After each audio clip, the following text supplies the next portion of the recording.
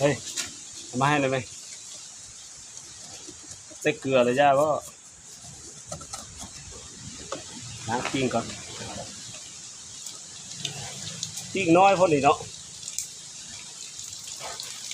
เด้อ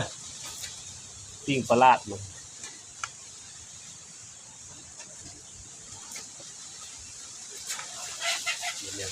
โอ้ลาดกินข้าวกัน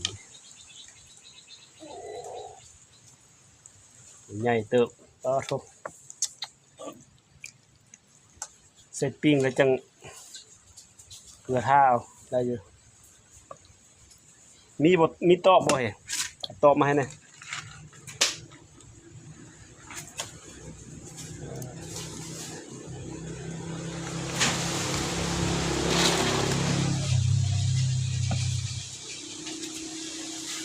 ปิ้งปลาลาด